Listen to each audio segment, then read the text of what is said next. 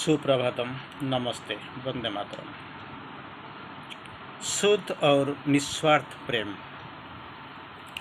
शुद्ध और निस्वार्थ प्रेम, इसी प्रेम के लिए हमारा प्रार्थना चल रहा है। और मैं शुरू कर रहा हूँ माँ की प्रार्थना से।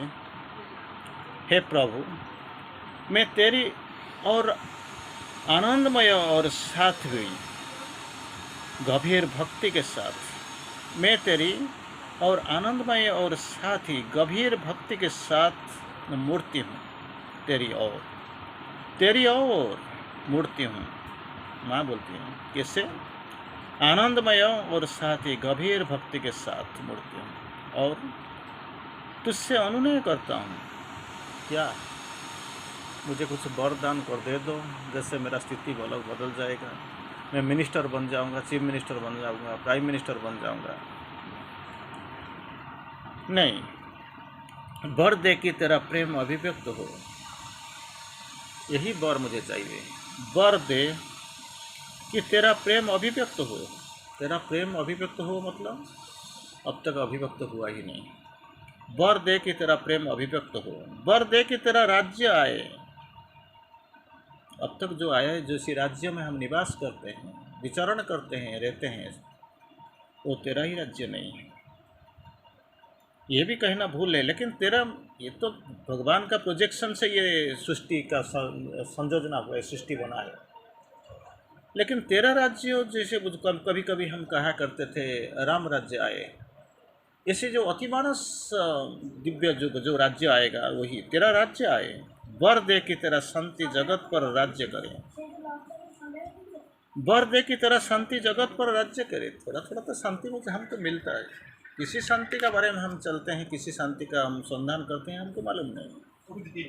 लेकिन इसमें क्या है? तेरी शांति जगत पर राज करे। मेरे लिए नहीं है, मेरे घर के लिए नहीं है, मेरे बंधुओं के लिए नहीं है, सारे जगत पर राज करे। इधर ऐसे ही आके नहीं घूम के चले जाना और कि छुप के रह जाना, इसके लिए नहीं। तेरा शांति ये जगत पर राज्य करे, यही वर दे। एक बार बोलता हूँ जाने से पहले,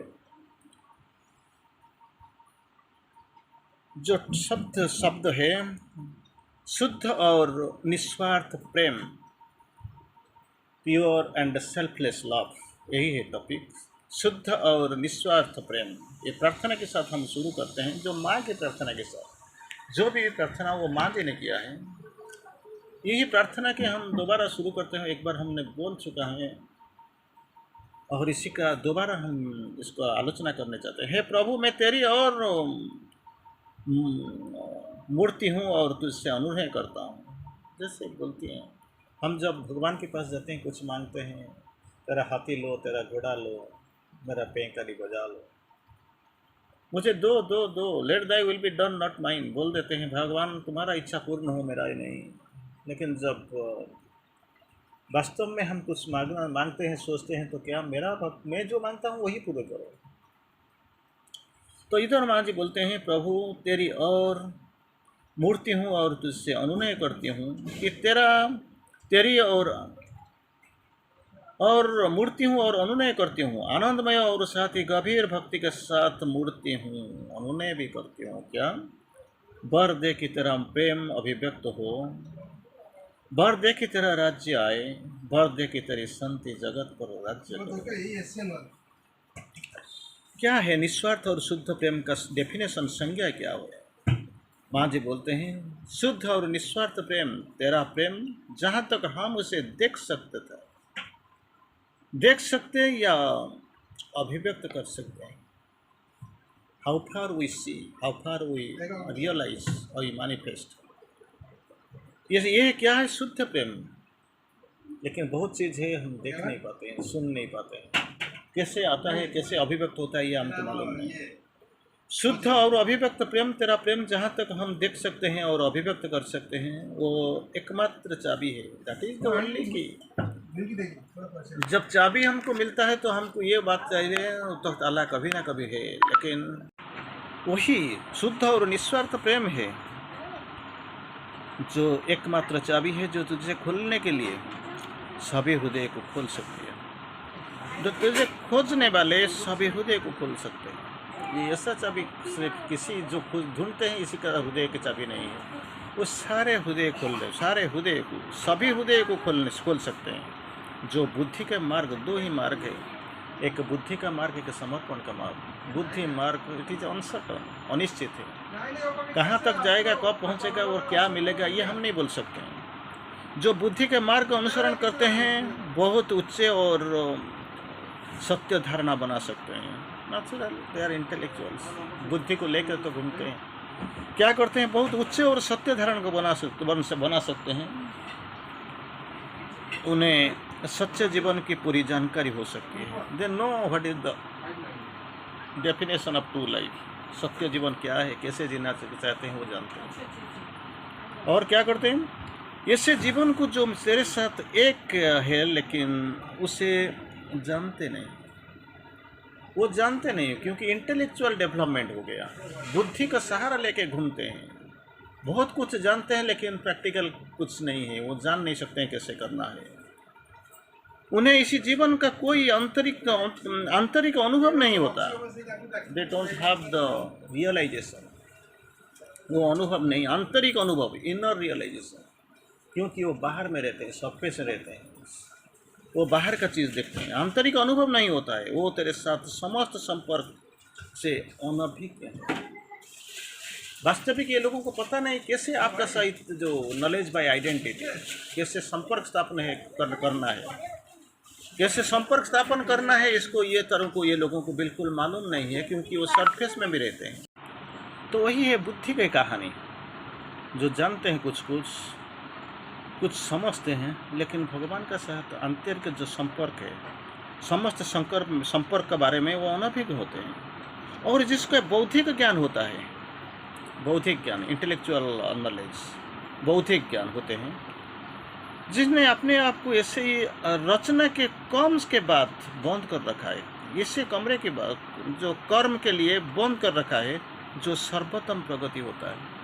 क्योंकि नहीं है, वो सोचते हैं ये कैसे होगा, वो कैसे होगा, कैसे जाएगा, वो कैसे जाएगा। मुझे चमत्कार सा कहानी याद आता है, जो एक बार कोई एक सोच लीजिए, आपका जो गधा काम कर रहा था, जो जैसे तेल पेड़ने का काम शुरू कर रहा था, और इसे ये जिसका मालिक क्या करता है, एक घंटी लगा देता है इसका गर्दन में। जब ये घूमता है, फिर चलता फिरता है, काम करता है, तब घंटी का आवाज़ आ जाता है। तो उधर क्या होता है, ये जो मालिक घर में बैठकर कुछ और काम करता है। इसी को देख लिया किसी इंटेलेक्चुअल, किसी ज्ञानी लोगों ने देख लिया और जाके से बोली मालिक को पूछा, अरे भाई तुम तो इधर घर में काम करते हो, वो क्या करता है, कैसे जानते हो वो काम करता है या सो जाता है या खड़ा है? मुझे मालूम हो जाता है। कैसे मालूम हो जाता है? ना जो घंटी जब बजता है मुझे मालूम हो जाता है वो चलता है। अगर घंटी जब स्थिर हो जाता है, नहीं बजना शुरू बंद कर देता है, तो मैं सोचता हूँ वो खड़ा है, मैं जाकर थोड़ा चिल्ला हल्ला बोल कर देता हूँ और कुछ नहीं तो एक बाहर लगा देता हूँ, बस काम हो गया। तो ये जो पंडित बोलता है, भाई अगर एक बार वो उधर खड़ा होकर अगर घंटी को हिलाना शुरू कर देंगे तो आप क्या करेंगे? तो मालिक थोड़ी देर के लिए रुक जाता है, वो बोलता है, भाई तुम जैसे वो जो गधा है ना, मैंने रखा पाला, मेरा काम में लगाया, वो तुम्हारे जैसे बुद्धिमान नहीं है। वो दिमाग का इस्तेमाल नहीं करता है, वो सिर्फ हृदय का इस्तेमाल करता है। वो जानता है मेरा मालिक मुझे काम दिया है, मैं काम करूँगा। अगर तुम्हारे जैसे बुद्धिमान बन गया तो मैं भी बर्बाद हो जाऊँगा। तो सर्वोत्तम प्रगति होती है, उन्हें बदलना सबसे अधिक कठिन होता है, क्योंकि ये लोग ने स्थिर कर लिया, they have taken it for granted, शुरू कर लिया। क्या क्यों शुरू कर लिया? जो मैं जो करता हूँ वही ठीक है, मुझे जो मिलता है वही ठीक है, मैं जो सोचता हूँ वही ठीक है, बदलना नहीं चाहते। That is hyper sensitive, egoistic, अहंकारी। और किसी भी सद्भावना वाले व्यक्ति की अपेक्षा उनसे भगवान चेतना की जगाना सबसे अधिक कठिन होता है।